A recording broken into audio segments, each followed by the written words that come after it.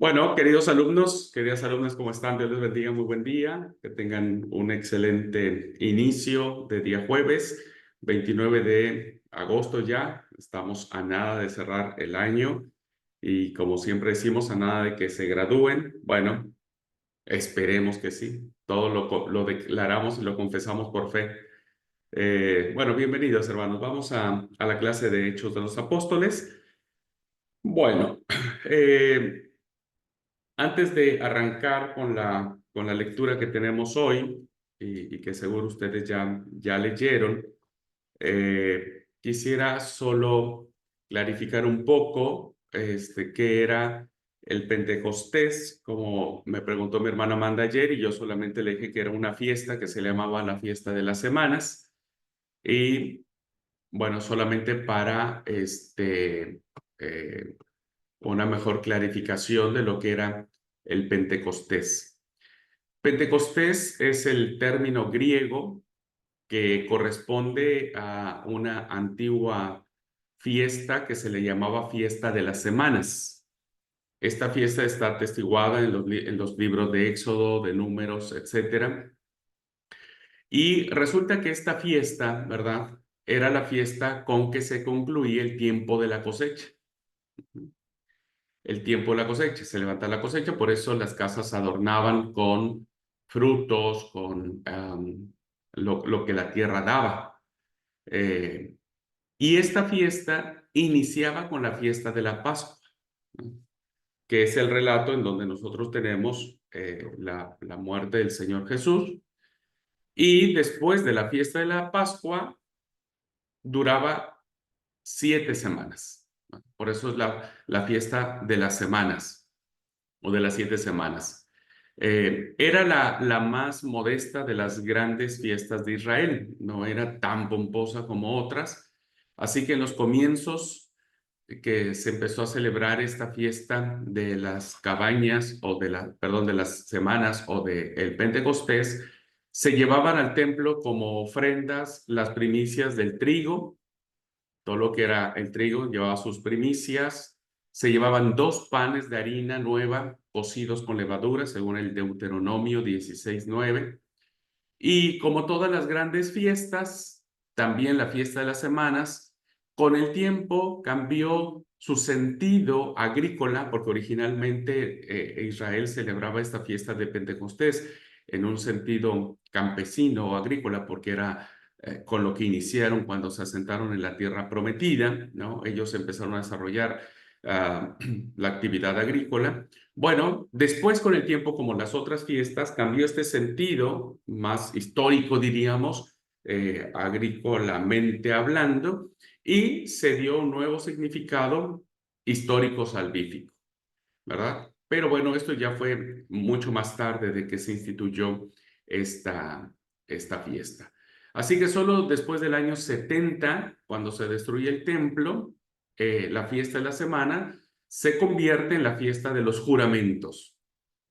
Cambia después del año 70, ya no se dice más Pentecostés o fiesta de las semanas, sino se le dice la fiesta de los juramentos. Insisto, después de la destrucción del templo de Jerusalén. Y esto sucede porque en esta fiesta, que se le cambia el nombre, se renovaba la alianza que Dios había establecido con Israel en el Sinaí y se sellaba con juramento solemne, ¿no? Entonces esta fue otra práctica que después con el tiempo fue cambiando para el tema de la fiesta de Pentecostés. ¿Ok? Entonces quise iniciar la clase con esta referencia para que todos sepamos más o menos el capítulo 2 dónde estamos situados, ¿no? Es una fiesta que reúne a muchas personas que vienen de muchos lugares, ¿no es cierto?, del mundo conocido, diríamos, y que evidentemente es en esta fiesta, después de la Pascua, que se da el descenso o la llegada o el derramamiento del Espíritu Santo. ¿Ok? Bueno, dicho esto, vamos a entrar a la lectura del primer discurso de Pedro, que está dijimos que era del capítulo 2 versículos del 14 al 41. Del 12 al 41. ¿Alguien quiere leerlo?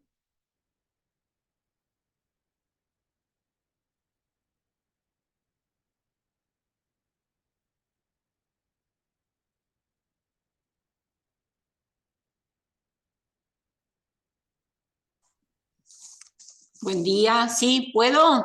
Sí, por favor. Dice,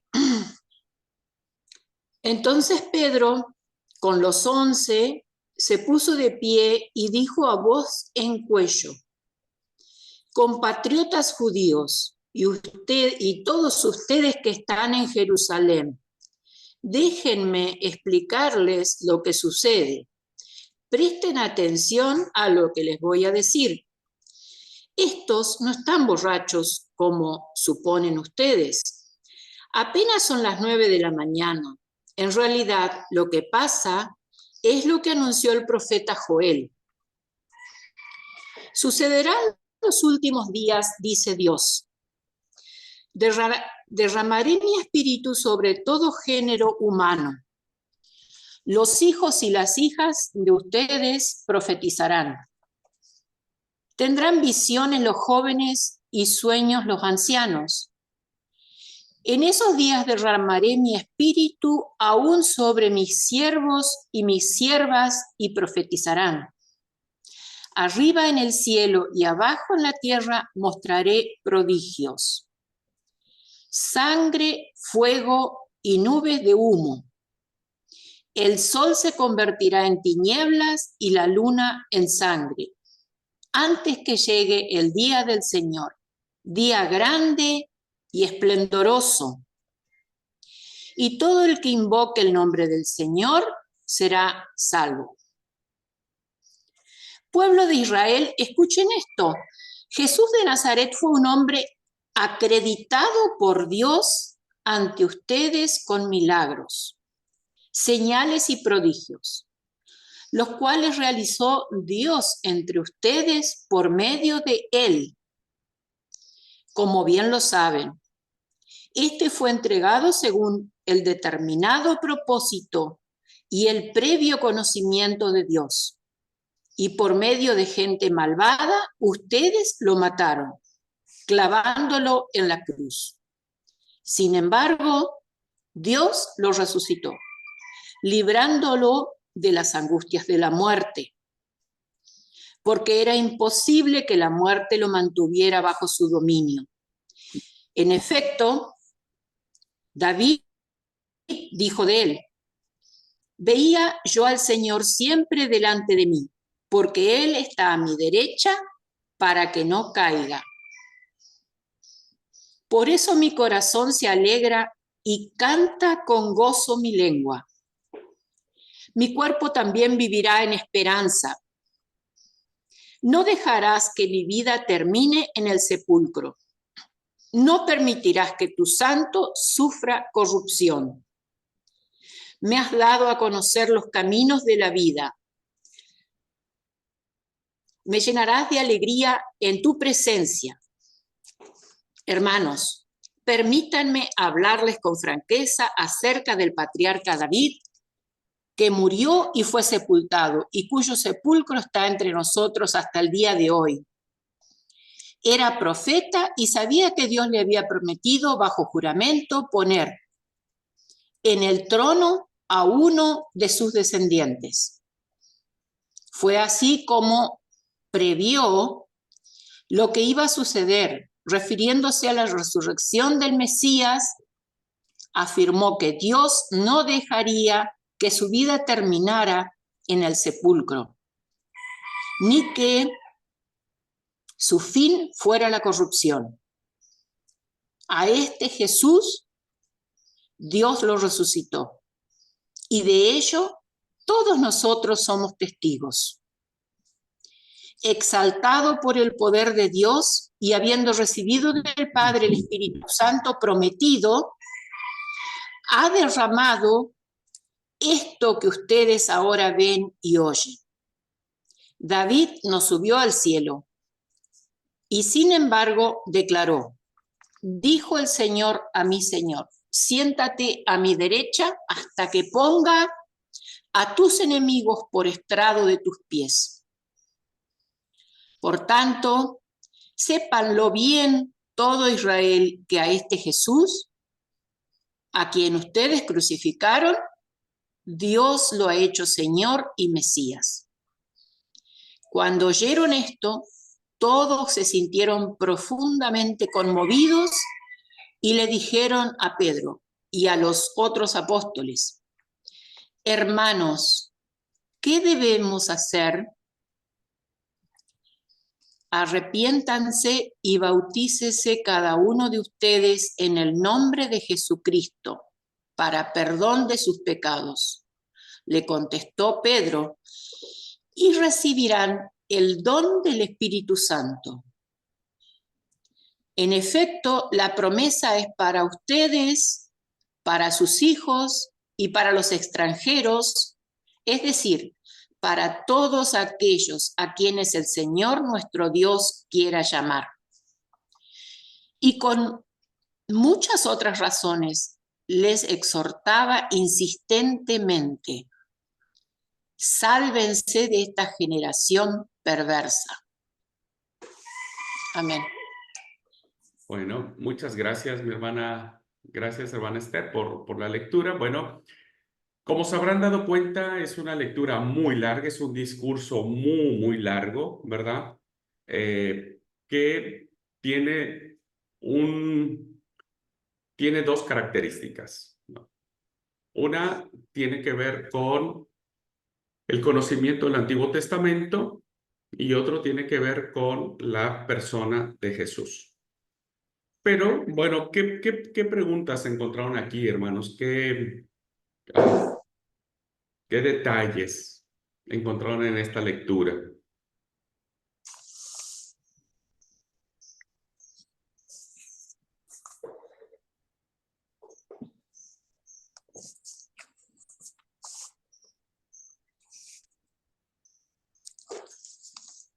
Y al principio, cuando Pedro les comenzó a hablar, ellos se sintieron realmente tocados, aunque algunos dijeron que estaban borrachos, pero ellos dijeron, ¿qué haremos? ¿Qué podemos hacer? O sea, como que se sentían perdidos y preguntaron a Pedro, ¿qué podemos hacer?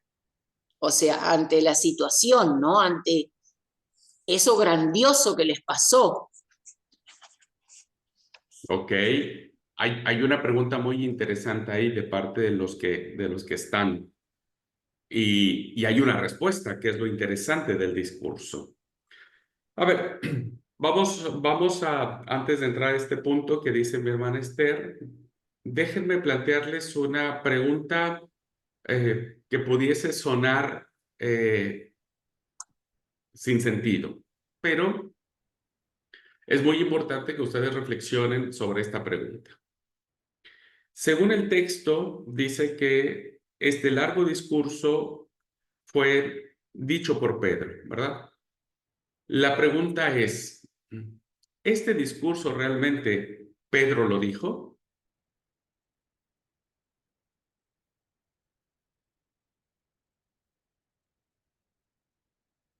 Porque siempre cuando hablamos sobre este tema decimos, bueno, Pedro dijo esto, aquello, el profeta Joel, Jesús, etcétera. Pero la pregunta es, ¿Pedro realmente dijo esto? ¿Pronunció este discurso? ¿Qué piensan ustedes?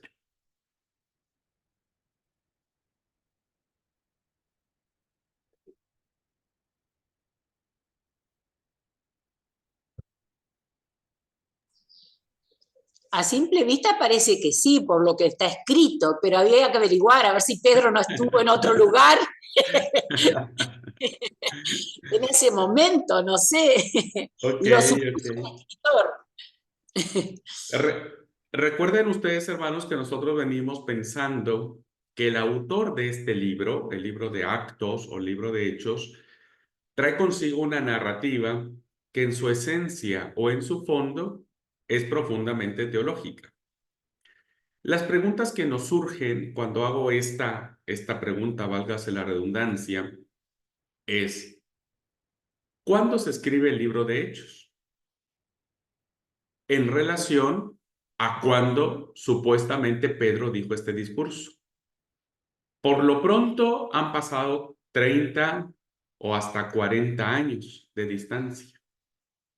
Cuando Lucas escribe este libro, hermanos, ya Pedro ya murió, ya han pasado muchas cosas, han pasado casi 40 años. Y entonces la pregunta natural o la pregunta lógica que nosotros nos hacemos ante eso es decir, ¿quién puede recordar exactamente, palabra por palabra, algo que dijo, el discurso que dijo alguien hace 40 años? Es como si nosotros tuviésemos que escribir el sermón de un pastor que predicó hace 30 años. ¿Podríamos hacerlo? Y no podríamos, no recordaríamos a menos que hubiese alguien por ahí, por acá, por allá, por asado, que medio se acuerden qué sucedió. Si ustedes leyeron detenidamente, es un discurso perfectamente elaborado, perfectamente diseñado, con un orden de ideas, con una lógica, con una estructura. Es como si nosotros pensáramos que Lucas estuvo ahí sentado con una grabadora, ¿viste? Una grabadora y grabó todo y bueno, listo, al rato nada más le puso play al grabador y transcribió lo que Pedro dijo. Evidentemente, eso no es, ¿no? Luego entonces, si nosotros considerásemos que esto históricamente pudiese ser, lo digo en términos muy quietos o muy cautos, si este discurso históricamente no fue posible, entonces tendríamos que pensar que fue una elaboración de Lucas, que fue una elaboración adrede, diríamos, del autor, del autor. Porque volvemos a decir, es muy probable que Lucas haya tenido en su poder algunas notas, algunas cosas que se dijeron, porque hasta donde hay un número aquí, que ya vamos a ver un poco el número, 3,000 personas pudieron haber recordado.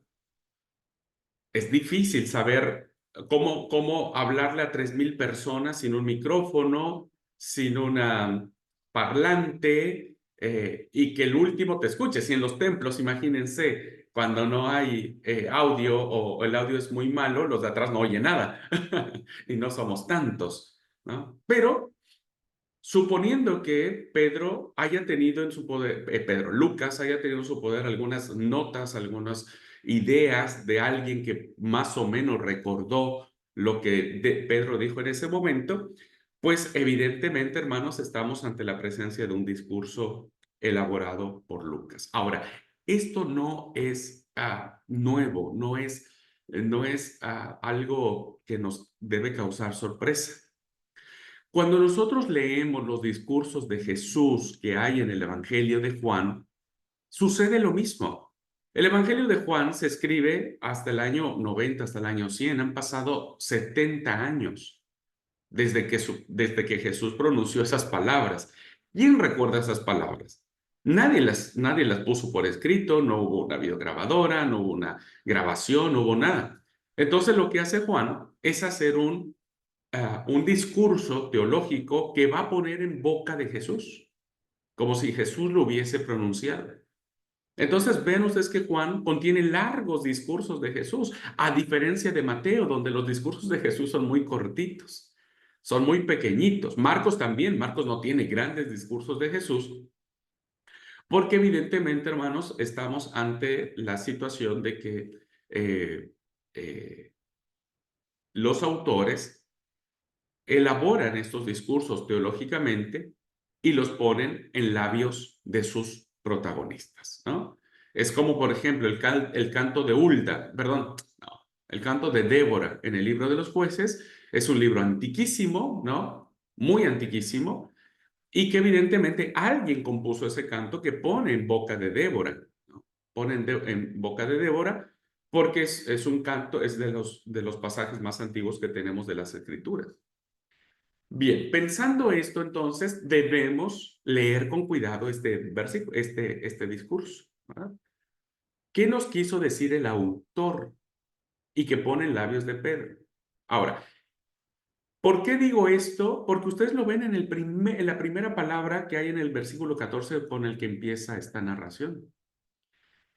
Como empieza el versículo 14, hermanos, es un acto propiamente griego, griego hasta más no poder, ¿no? Porque el versículo 14 dice, entonces Pedro, poniéndose en pie con los 11, esta era una costumbre muy griega que cuando había una asamblea y alguien quería decir algo, se ponía en pie, ¿no? Como un aspecto de autoridad. Entonces, este sabor griego, ¿no es cierto?, le hace darnos cuenta que Lucas va a estar elaborando esto. Ahora, hay un autor, que no estoy recordando ahorita el nombre, ya me voy a acordar, que nos dice, él es un erudito, que descubre en este discurso de Lucas, elaborado por Lucas, algunas palabras con un profundo sentido de arameo, de arameo.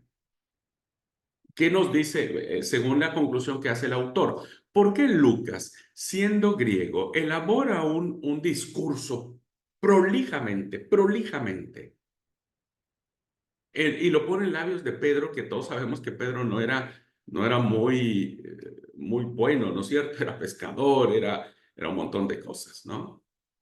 Pero es un discurso maravilloso, creo que ya lo habrán disfrutado. Entonces, lo que sucede es que Lucas, escribiendo un discurso tan griego, haya conservado frases que tengan un fuerte sabor semítico al idioma arameo. La conclusión que se llega, queridos hermanos, es que esto es porque Lucas recoge estas tradiciones que se venían trayendo durante las comunidades cristianas y las inserta, ¿verdad? Y las inserta. Pero evidentemente eso refleja cómo el pensamiento teológico de la iglesia en los primeros años fue evolucionando, se fue consolidando. Entonces ya cuando se escribe Actos o Hechos de los Apóstoles, la teología cristiana ha evolucionado muchísimo. Tan es así que vemos claramente una exégesis muy profunda del texto antiguo atribuido a la persona de Jesús. ¿Ok? Entonces, es muy importante que ustedes puedan entender, evidentemente, poner este discurso en labios de Pedro es fundamentalísimo. Es importantísimo porque Pedro es la figura que en ese momento los sinópticos nos han legado, aun cuando Pedro en Juan se escribe mucho después de Actos o de Hechos de los Apóstoles, mucho después.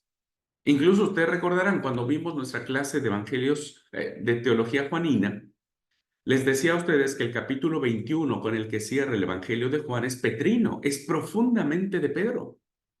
El evangelio de Juan cierra con la figura de Pedro. ¿Por qué era importante? Fíjense, año 100 estamos, ¿no? Cuando se escribe Juan. Y debe cerrar con la figura de Pedro, porque Pedro sigue siendo, pues, el líder de peso, ¿no? Y por eso el Evangelio de Juan cierra con un sabor profundamente petrino. ¿Ok? Entonces ahora encontramos Lucas haciendo lo mismo y coloca el primer discurso en la persona más importante que en ese momento en la cristiandad existió. ¿Ok? Bueno, ahora fíjense un poco. Insisto, trabajar este discurso hay que trabajarlo con pinzas para poder entenderlo, si no, no lo vamos a poder entender, ¿no? Dice el texto, entonces Pedro, poniéndose en pie con los 11, alzó la voz y les habló diciendo, varones judíos y los que estáis en Jerusalén, esto sea notorio. Del versículo que estamos leyendo, del versículo 14 al versículo 21, en términos literarios se le conoce como un exordio. ¿verdad? Es un exordio lo que está haciendo el autor de Lucas. Y el exordio que tiene que ver es porque está justificando algo que el autor ya ha venido manejando en el capítulo 1 y ahora en el capítulo 2. ¿Qué es lo que ha venido manejando el autor desde el capítulo 1 y el capítulo 2? Bueno, primero, el capítulo 1 nos dijo, cuando Jesús ascienda a los cielos, ¿cuál es lo que, qué es lo que Jesús le dice a los discípulos? Que esa es la parte fundamental. Pero recibiréis poder cuando haya venido sobre vosotros el Espíritu Santo, ¿verdad? El Espíritu Santo. Y entonces, cuando nosotros vemos también el tema de cuando estaban en la oración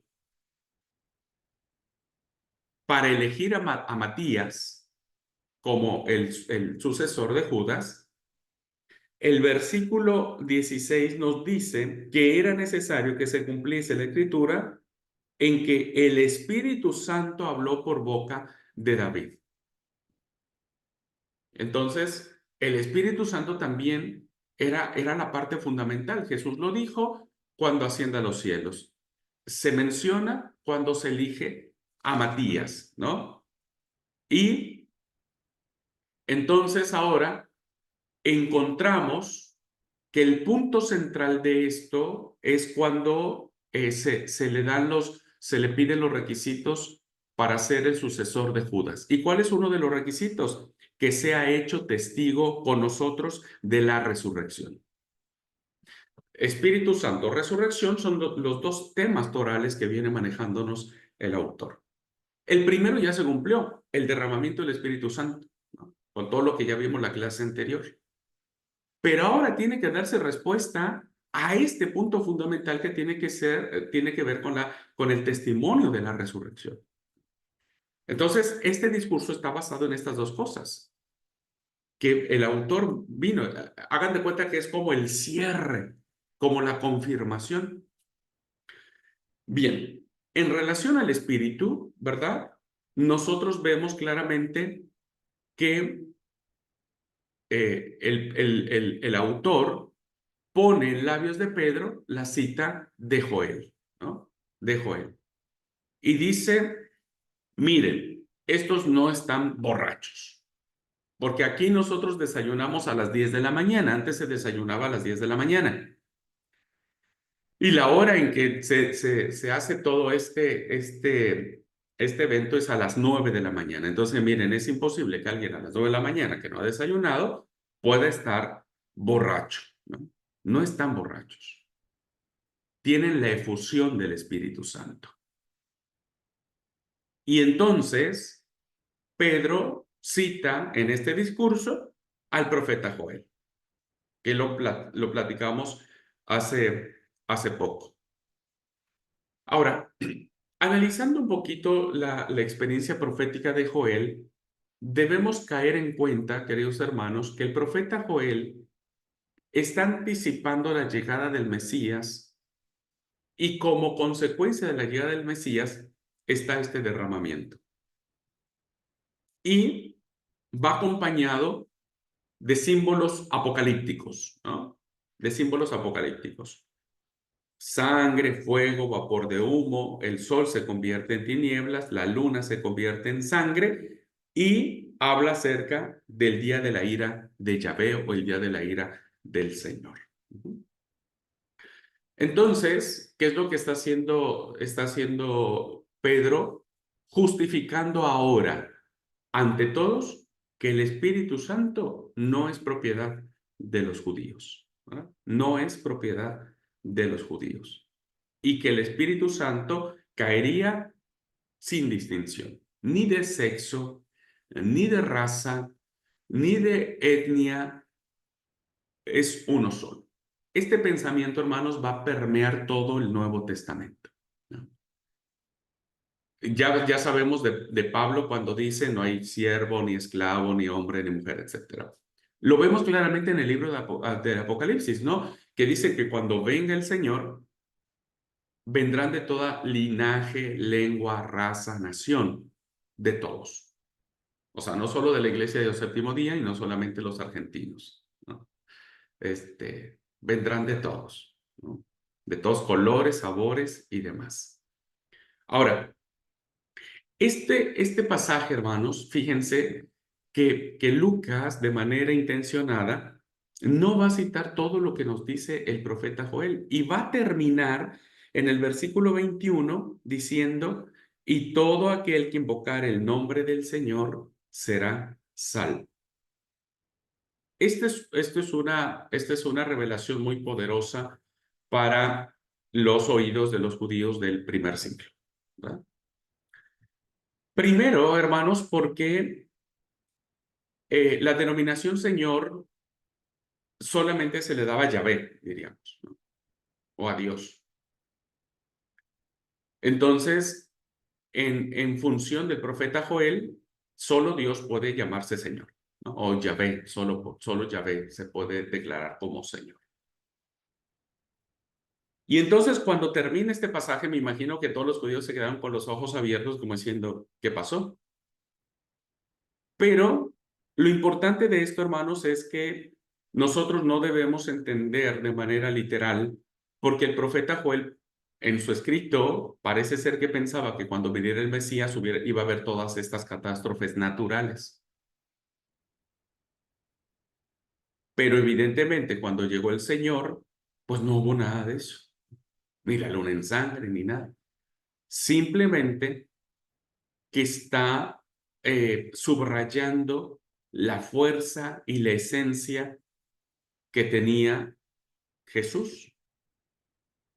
Y entonces, Pedro en este discurso, que ya dijimos que es una elaboración teológica de Pedro, de Lucas, va a colocar a Jesús como Señor. Y esto es, o sea, para nosotros no hay problema, hermano, nosotros no lo logramos entender, pero para los judíos sí. ¿Cómo llamar Yahvé o Adonai, ¿no? O Elohim al Nazareno? O sea, no puede ser. Ahora, lo más complicado de esto es que no solamente hay que nombrarlo Yahvé a Jesús, sino que ahora es a través del Nazareno que uno encuentra salvación. Y esto ya era, por decirlo menos, ya era mucho para los judíos, ¿no? Ahora, entonces, en esta primera parte, Pedro está justificando la llegada del Espíritu Santo en una universalidad que está abierto para todos, ¿no? Y recibiréis el don del Espíritu Santo. Cuando se elige a Matías, por el Espíritu Santo, David habló de que tenía que ser de esta manera. Entonces está confirmado acá en este discurso. Pedro lo confirma. Ahora, saltándonos ya esta parte que hemos visto, del versículo 22 al versículo 41, nos vamos a encontrar con un discurso que bien podría ser esquematizado de la siguiente forma, ¿no? ¿Cómo podríamos esquematizar este primer discurso? Primer punto, ¿no? Como punto general, si hiciéramos un sermón de este discurso, diríamos, nuestra primera idea secundaria sería, Israel ha rechazado a Jesús al que Dios envió. Israel ha desechado o rechazado a Jesús que fue enviado por Dios. Este va a ser el primer punto que Pedro lo tocará, ¿no? Y que dolerá muchísimo. Y dolerá porque evidentemente ante el nacionalismo judío que había en ese momento, el hecho de que alguien diga, bueno, vos rechazaste lo que vos estabas esperando que Dios prometiera. Primer punto. Segundo punto, ¿no? Que sería el versículo 22, diría, varones israelitas, oíd esta palabra. Jesús Nazareno, varón aprobado por Dios entre vosotros, con las maravillas, prodigios y señales que Dios hizo entre vosotros, por medio de él, como vosotros sabéis, a Jesús, entregado por el determinado consejo y anticipado conocimiento de Dios, prendisteis y matasteis por manos de inicuos, crucificándole. Entonces, Israel rechazó al Señor. ¿Y cómo lo rechaza? Prendiéndolo, matándolo y crucificándolo. Ese será el primer punto. Ahora, es muy interesante, hermanos, que ustedes me platiquen qué piensan de esta frase que aparece ahí. Esto es sumamente importante. Versículo 23. Dice, hablando de Jesús, entregado por el determinado consejo y anticipado conocimiento de Dios.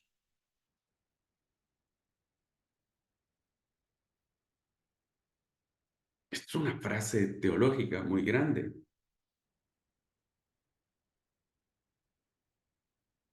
Estamos hablando de este Jesús Nazareno, varón aprobado por Dios, que hizo muchos milagros, señales y demás, que Dios hizo y que después fue prendido, matado y crucificado. Pero esta frase, hermanos, entregado por el determinado consejo y anticipado conocimiento de Dios. ¿Qué les dice?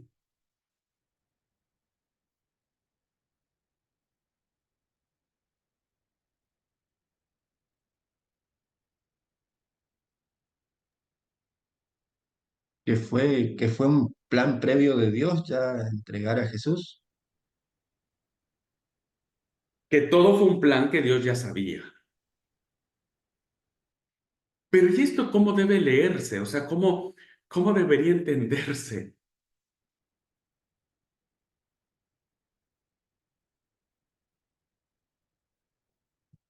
Recuerden que estamos hablando de la salvación. El discurso de la primera parte de Pedro en el exordio, cuando justifica lo que ha venido diciendo en versículos anteriores, termina diciendo, será salvo.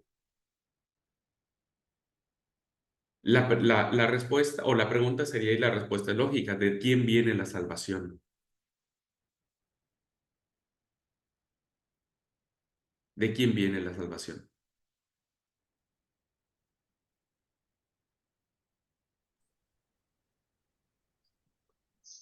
¿De quién?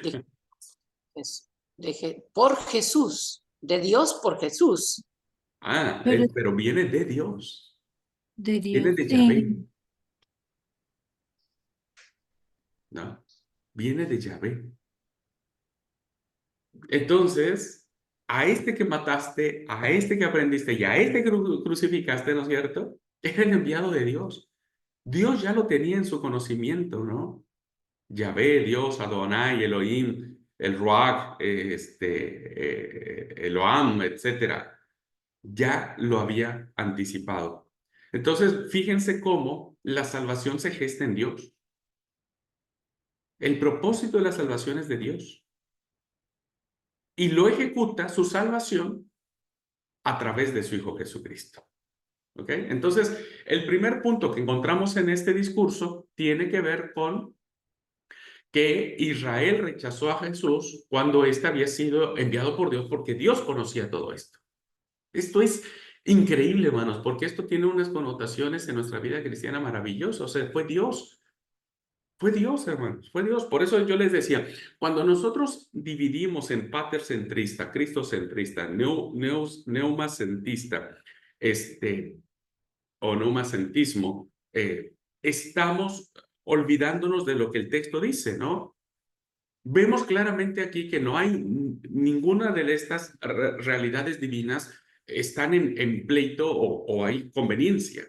Está el Padre, está el Hijo, actuando en el Espíritu Santo. El Espíritu Santo es el que está haciendo la fuerza, ¿no es cierto?, para que la gente pueda creer al final. Al final, por el actuar del Espíritu Santo, estas personas que se van a convertir reconocerán que la salvación viene de Dios por medio de Jesucristo. ¿Ok? Segundo punto, que podemos dividir el discurso. Dios lo resucitó. Es decir, Yahvé, no importa que ustedes lo rechazaron, pero Yahvé ha decidido resucitar a Jesús. Este es el secreto, hermanos. Recuerden, ¿cuál era el tema que tenía que tener el 12º apóstol? ¿No? O el requisito, que fuera testigo con ellos de la resurrección, porque la resurrección es el punto. Y dice el versículo del 24 al 32, ¿no? Al cual Dios levantó, suelto los dolores de la muerte, cuando era imposible que fuese retenido por ella. Versículo 32 dice, a este Jesús resucitó Dios, de lo cual todos nosotros somos testigos. Ahí está la clave. ¿Cuál es el tema fundamental de la iglesia primitiva? Ser testigos de la resurrección. Nosotros somos testigos de la resurrección, de que Jesús fue resucitado por los muertos. Ahora, ¿dónde encontramos un sabor semítico en cuanto al tema arameo de este discurso? A ver, ¿qué ejemplo pondría? Si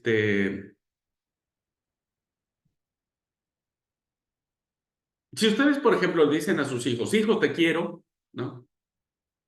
¿Sus hijos le creerían? Y qué sé yo, ¿no? Tal vez sí, tal vez no. Pero no habría tanta importancia. O sea, pues sí, porque eres mi papá, supongo, ¿no? O porque me da regalos, o qué sé yo. Hay cosas en donde nosotros nos dicen algo y no necesitamos que nos lo prueben y nos lo demuestren. Pero para los judíos, hermanos, era necesario demostrarles esto. Porque no es lo mismo decirle, Mario, mira, Jesús resucitó, ¿viste? Jesús era el Hijo de Dios y Jesús resucitó. Y Mario, como buen judío, me dice, pero eso no prueba nada. Necesitas probármelo. ¿Y cómo lo prueban los discípulos, hermanos? Porque recuerden que el versículo 14 nos está diciendo que Pedro se puso de pie, pero no solo él, se pusieron de pie los 11 restantes. O sea, hay 12 tipos parados, ¿no es cierto? El discurso está en labios de Pedro, o parece ser que él lleva la batuta. Pero hay 12 personas paradas acá. Y entonces los judíos le dicen, sí, está re linda tu historia, pero comprobámelo. ¿Cómo comprobar esto? Que Jesús lo resucitó Dios, el cual nosotros somos testigos. ¿Cómo comprobarlo? Si Jesús no estaba. Con los testigos. ¿Eh? Para los judíos, con los testigos. No, porque los testigos están allí, pero ¿y qué? Bien puedes comprar algunos testigos. O sea, hay 12 personas que están diciendo, nosotros somos testigos. Es decir, tengo el testimonio de 12 personas, pero no sé si son truchos esos testigos.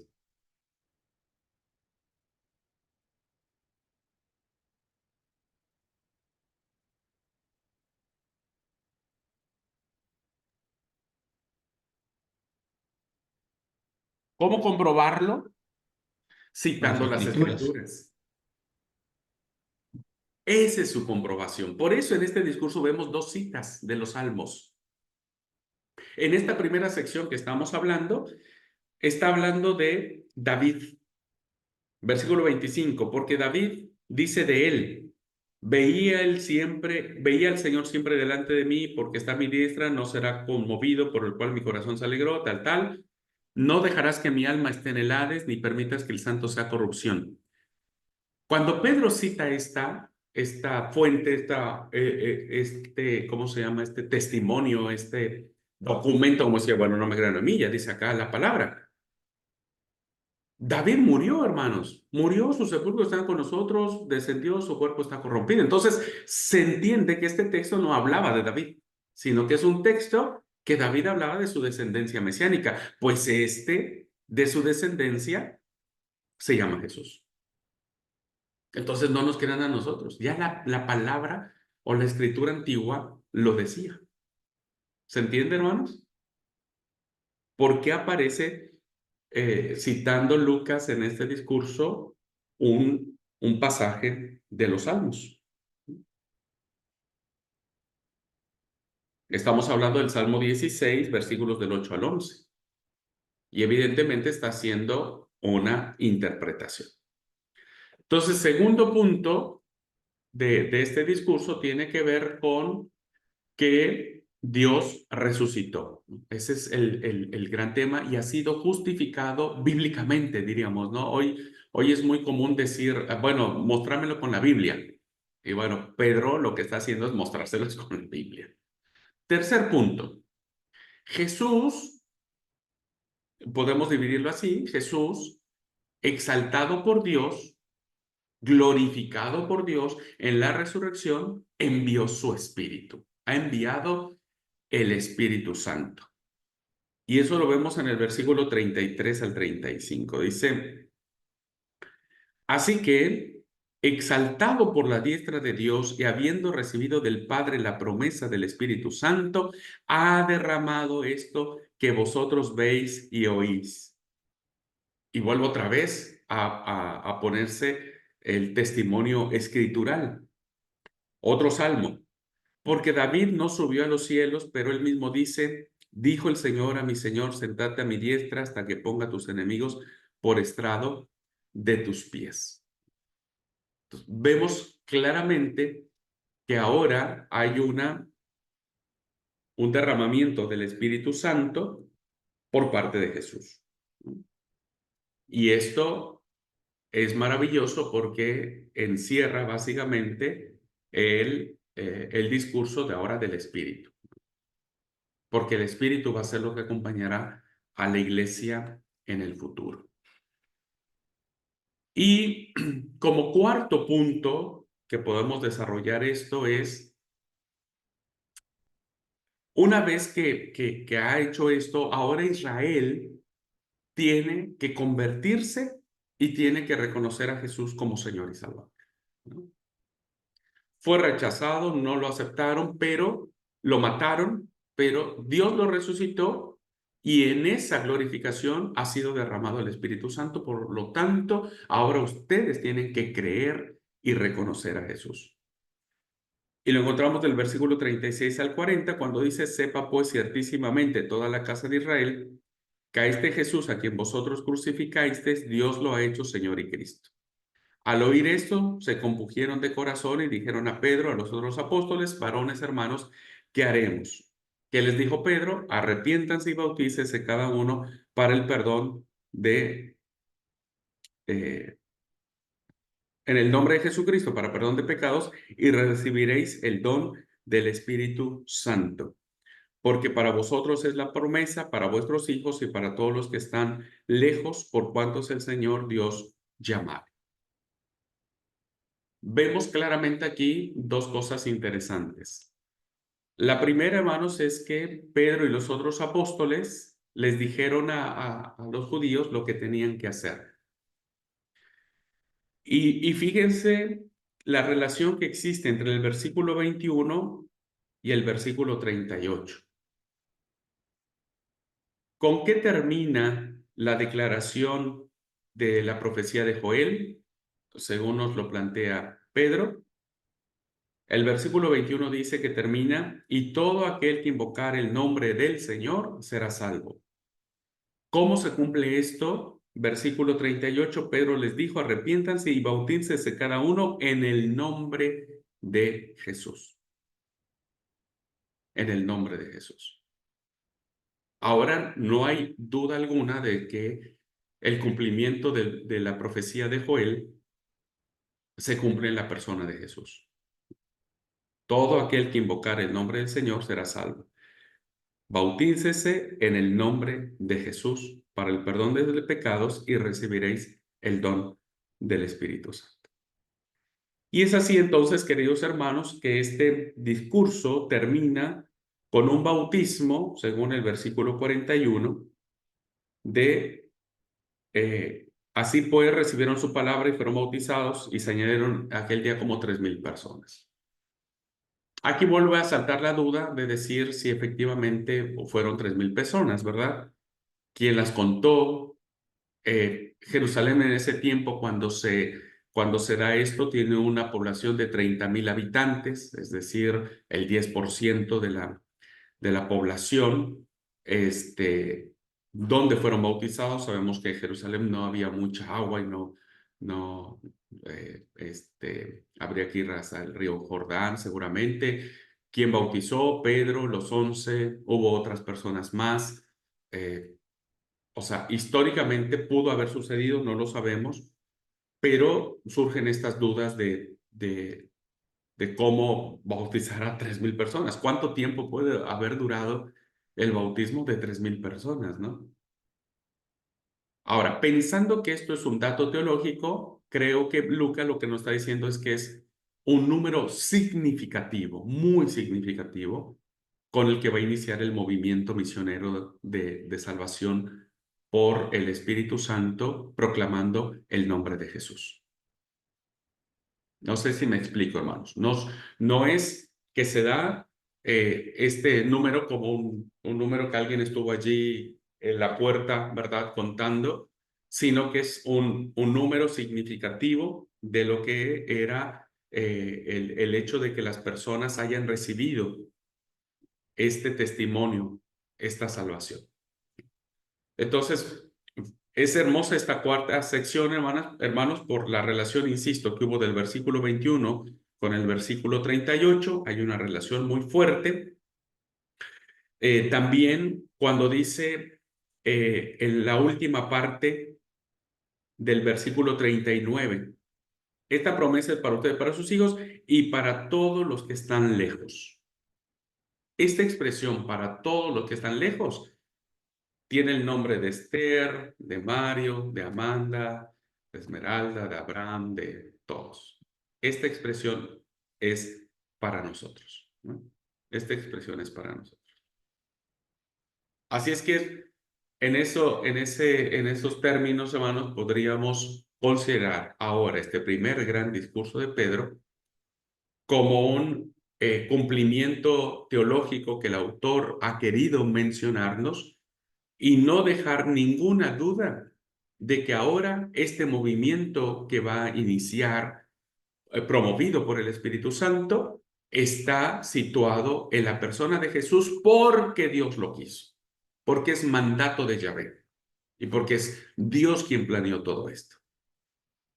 Y así es como lo estaremos leyendo o releyendo esta parte. ¿Ok? Bueno, ¿alguna pregunta, hermanos? ¿Algo que quieran agregar?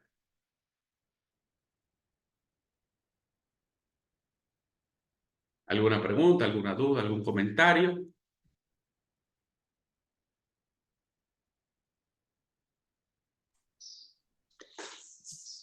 Se me ocurre pensar que en este tema de los 3,000 que se convirtieron, también podría ser a partir de la predicación, de la exposición de la palabra. No es que haya ocurrido ese mismo día, sino que a partir de eso, lo que los movía a ellos hacía que se sigan convirtiendo. Se me ocurre pensar, no sé. Puede ser, pero el texto mismo nos dice, y se añadieron aquel día. Ah, sí. Aquel Sí. día, es como si ese día fuera. Pero, vuelvo a repetir, creo que la interpretación más correcta es que el número que plantea Pedro es Pedro en el discurso, o Lucas más bien, ya no está hablando Pedro, es Lucas. Ahora quien está diciéndonos es que fue un número significativo considerando que Jerusalén tenía en ese momento 30,000 habitantes y estamos hablando del 10% de la población, pues es un número muy, muy significativo con el que va a iniciar el movimiento misionero. El movimiento misionero. Porque como dije, tenemos muchas cuestiones ahí. ¿Quién bautizó? ¿Qué tiempo se tardó? ¿Dónde los bautizaron?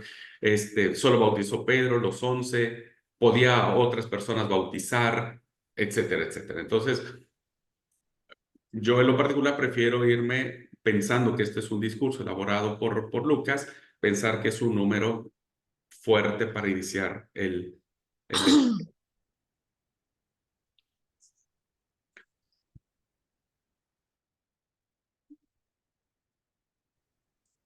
Lo que me gustaría que quedara claro cuál es la intención que tiene el autor de poner en labios de Pedro un discurso de esta naturaleza.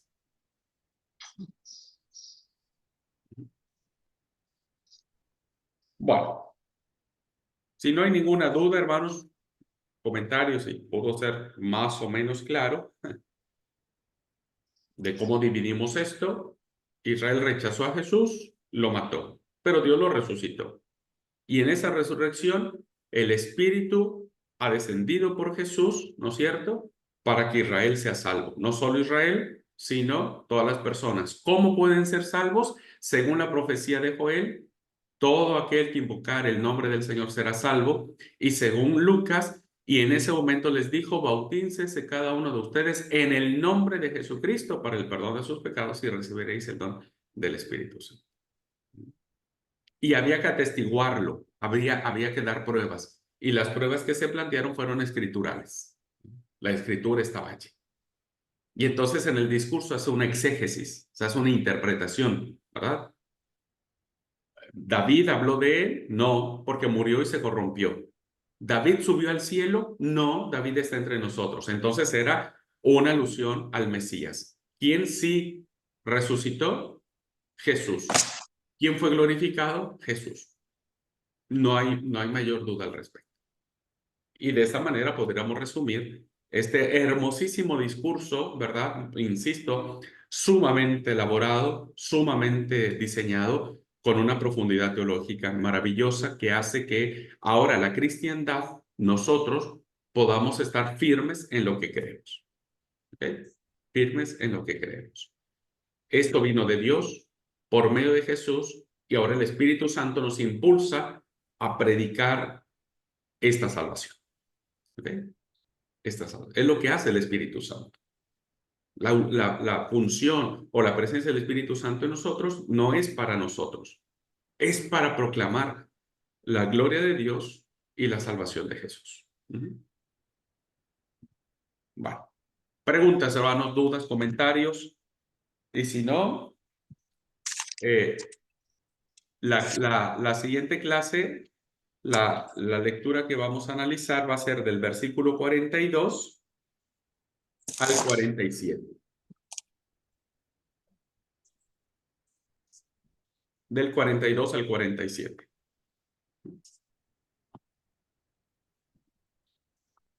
Y eso lo vemos la próxima clase. ¿Ok? Bueno, gente linda, muchas gracias. Que Dios los bendiga. Nos vemos la próxima clase, Dios mediante. Cuídense mucho. Bendiciones.